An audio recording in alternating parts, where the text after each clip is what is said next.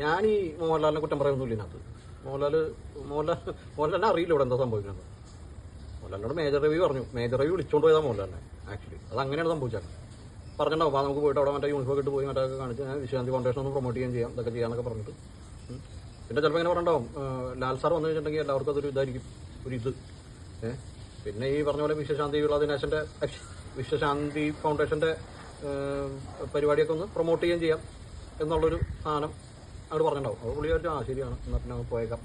ഞാൻ അങ്ങോട്ട് ചെന്ന് ഇറങ്ങി കഴിഞ്ഞപ്പോൾ കുറേ കാര്യങ്ങൾ നടക്കുന്നു പുള്ളിയും വിചാരിച്ചിട്ടുണ്ടാവും. ആൾക്കാർക്കൊക്കെ ഇഷ്ടമാവുന്നതായിരിക്കും ചിലപ്പോൾ വിചാരിച്ചിട്ടുണ്ടാവുക. പാവം, മനസ്സിലാവുക. അപ്പോൾ എനിക്കത് രസമായിട്ട് തോന്നിയത് ഈ മറ്റേ സിദ്ദിഖിന്റെ പത്രസമ്മേളനം. അയ്യോ അത് കണ്ട് ചിരിച്ചിട്ട് ഉപ്പാടും സിദ്ദിഖ് കുറേ.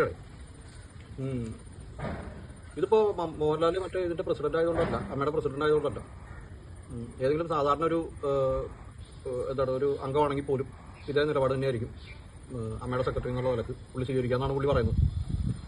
രസം എന്താണെന്ന് വെച്ചിട്ടുണ്ടെങ്കിൽ ഇതിന് മുമ്പ് കുറച്ചാൾ മുമ്പ് ഒരു പെങ്കൊച്ച് ഈ സിനിമയിലൊക്കെ അഭിനയിക്കുന്ന ഒരു പെങ്കൊച്ചെ അവളെ പീഡിപ്പിച്ചെന്നും പറഞ്ഞാൽ അവള് പരാതിയായിട്ട് തന്നായിരുന്നു ഇവരെടുത്ത്. അത് പുള്ളിയൊന്നും മിണ്ടിയില്ലായിരുന്നു, പുള്ളിയൊക്കെ വെറുതെ ഉണ്ടായിരിക്കായിരുന്നു. ഡയറക്ടർക്ക് കത്തെഴുതായിരുന്നു, അതൊക്കെ എഴുതിക്കൊണ്ടെങ്കിൽ ഓർമ്മയുണ്ടോ? അപ്പോൾ ഇവരൊക്കെ ഭയങ്കര മറ്റേ ആളുകളെല്ലാവരും കൂടി ചാടി ഇറങ്ങി മറ്റേ പത്രക്കാരോടും മാധ്യമങ്ങളോടും ഒക്കെ ദേഷ്യപ്പെടുന്നു.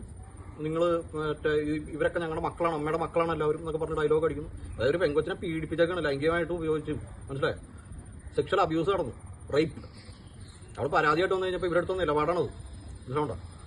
ഇവരും ഉണ്ടായിരുന്നു, അതുകൊണ്ട് പറഞ്ഞു ഇവരൊക്കെ ഞങ്ങളുടെ മക്കളാണ്. എന്നിട്ട് ആ മോളവിടെ പോയി, ആ മോളുടെ ഒരു വിവരമല്ലോ. മോനെ ജയിലിൽ പോയി കണ്ടോ സിദ്ദിഖിക്ക ആ സമയത്തൊന്നും ഉണ്ടായിരുന്നു. ചിലപ്പോൾ പുള്ളിക്ക് പനിയായിരുന്നു എന്ന് പറഞ്ഞ സമയത്ത്, അതുകൊണ്ടായിരിക്കും. പിന്നെ പനി മാറിയപ്പോൾ ജയിലിൽ പോയി കണ്ടു ഇയാളെ, ആരെ, ദിലീപിനെ. ജയിലിൽ പോയി കണ്ടിട്ട് ദിലീപിനോട് ചോദിച്ചു എന്ന് പറഞ്ഞത്. സിദ്ദിഖ വേറൊരു കാര്യമുണ്ട്, സിദ്ദിഖ ദേഷ്യം വന്ന് കഴിഞ്ഞാൽ സിദ്ദിഖ ഭയങ്കര കലിപ്പാണ്, മനസ്സിലായി. നേരെ ജയിലിൽ ചെന്ന് ചോദിച്ചു എന്ന് പറഞ്ഞത്, നിനക്ക് ഇതിനകത്ത് പങ്കുണ്ടോന്ന് ചോദിച്ചു, മനസ്സിലായോ?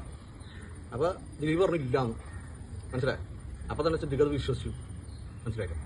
അങ്ങനെയാണ് ഇവര്, അങ്ങനെ അത് ഉറപ്പുവരുത്തി ദിലീപിനോട് ചോദിച്ചു ജയിലിൽ വെച്ച് തന്നെ. അപ്പോൾ ദിലീപ് പറഞ്ഞാൽ പിന്നെ അതിനകത്ത് പിന്നെ ഒന്നും മാറ്റി പറയേണ്ട കാര്യമില്ല, കാരണം ദിലീപ് എന്നുള്ള പറയില്ലോ, കാരണം വെച്ചിട്ടുണ്ടെങ്കിൽ അമ്മയുടെ മോനാണല്ലോ ദിലീപ്. അപ്പോൾ എന്ന് പറഞ്ഞ പോലത്തെ പരിപാടികൾ ഇവർ മൊത്തത്തിൽ നടത്തുന്നത്, ഇവരെ പരിപാടി, ഇവർ ഭയങ്കര ഡബിൾ സ്റ്റാൻഡേർഡ് കളിക്കുന്ന ആൾക്കാരാണ്. ഇവരുടെ മൊത്തം പരിപാടി ഇങ്ങനെയാണ് എല്ലാ സമയത്തും. ഈ പറയുന്ന മോഹൻലാലിനെ കുറിച്ച്, മോഹൻലാലിന് അതിനുള്ള ബോധം എന്നുള്ള മനുഷ്യനൊന്നുമില്ല, അതൊരു പ്രായമായ ഒരു മനുഷ്യനാണ്, അതിനറിയാൻ പാടില്ല. ഈ ചുറ്റും നിന്ന് കുറേ ആൾക്കാർ എന്തെങ്കിലുമൊക്കെ പറഞ്ഞു കൊടുക്കുമ്പോൾ അത് ശരിയെന്നും പറഞ്ഞ് ഇറങ്ങുന്നതാണ്, അത്രേ ഉള്ളത്. ഇപ്പം ഞാൻ ചോദിക്കട്ടെ, ഇപ്പം മമ്മൂട്ടിക്കാണ് ഈ പറഞ്ഞ പോലെ ഒരു ഇങ്ങനത്തെ ഒരു പൊസിഷൻ കിട്ടിയെന്ന് വിചാരിക്കാം. മമ്മൂട്ടി എന്തെങ്കിലും കാരണവശാൽ ഇങ്ങനെ ഒരു സ്ഥലത്ത് ഇങ്ങനെ വേഷം കെട്ടി ചെയ്തു നിങ്ങൾക്ക് ആർക്കെങ്കിലും തോന്നണ്ട? എനിക്ക് തോന്നണം, എനിക്ക് മമ്മൂട്ടി അങ്ങനെ ചെയ്യുമെന്ന് ഞാൻ വിചാരിക്കുന്നേ ഇല്ല. അപ്പോൾ എന്തുകൊണ്ടാന്ന് വെച്ചിട്ടുണ്ടെങ്കിൽ ഒരു സാമാന്യ ബോധം എന്ന് പറഞ്ഞൊരു പരിപാടി ഉണ്ടായിരുന്നു. ഈ കൂടെ നിൽക്കുന്നവരും ചുറ്റുമുള്ളവരും നമ്മളുമായിട്ട് ഇടപെടുന്നവരും ഒക്കെ പറയുന്നത് അങ്ങനെ തന്നെ തൊണ്ട തൊടാതെ വിഴുങ്ങി കഴിഞ്ഞിട്ടുണ്ടെങ്കിൽ ഇത് ഇങ്ങനെ ഇരിക്കും, മനസ്സിലായില്ലേ? അവിടെ കിടന്ന് സെൽഫി ഒക്കെ എടുത്ത് ഫോട്ടോ എടുക്കുന്നു.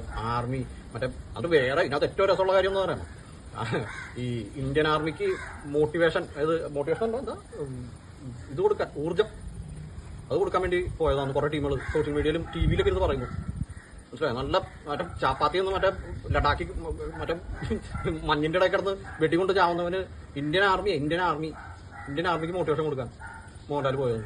അതെങ്ങനെയുണ്ട്? അവൻ തോക്കും പിടിച്ച് അവിടെ കിടന്നപ്പോൾ ഇന്ത്യ സംരക്ഷിക്കുന്നവനാണ് പട്ടാളം, ഇന്ത്യൻ ആർമി എന്ന് പറയുന്നത്. ഈ രാജ്യം മുഴുവൻ അവർക്ക് മോട്ടിവേഷൻ കൊടുക്കാൻ മോഹൻലാൽ വന്നേക്കണമെന്ന്. ഈ ഓണററി ആയിട്ട് ഈ ലെഫ്റ്റനന്റ് കേണൽ പദവി ഇയാൾക്ക് കൊടുത്തേക്കണ കാരണം എന്താണെന്ന് ഇവർക്ക് അറിയാൻ പാടില്ല. ഈ നാട്ടിലുള്ള സാധാരണക്കാരായിട്ടുള്ള യുവാക്കൾക്ക് ആർമിയിലേക്ക് വരാനുള്ള ഒരു പ്രചോദനം ഉണ്ടാക്കുക എന്നുള്ള ഉദ്ദേശത്തിലാണ് ഇയാൾക്ക് ഈ സാധനം കൊടുത്തിട്ടുള്ളത്. അത് എത്രത്തോളം ഇയാളെ കൊണ്ട് പറ്റുന്നുണ്ടെന്നുള്ള വേറെ ചോദ്യം. അപ്പൊ ഈ ആർമിയെ ഇൻസൾട്ട് ചെയ്യണവര്, മനസ്സിലാവോ? ഏത് മോഹൻലാൽ പോയിട്ട് ആർമിക്ക് ഒരു ഊർജ്ജം കൊടുത്തുന്നു, ഇത് മോട്ടിവേഷൻ കൊടുത്തുന്നു. എന്താടാ ഒരു മര്യാദ, ഇത് പറയുന്നവർക്കൊരു ബോധം വേണ്ടേ? ആർക്കൊരു വേണ്ടില്ലേ? വെറുതെ അങ്ങ് പറയണം എന്തൊക്കെയോ. പിന്നെ മറ്റായിരിക്കും വിചാരിക്കണേ, ജ്വാലാമുഖി കത്തുന്നൊരു നെഞ്ചിൽ പടരാം, യോദ്ധാക്കളിലായോധന വീര്യം പകരാം.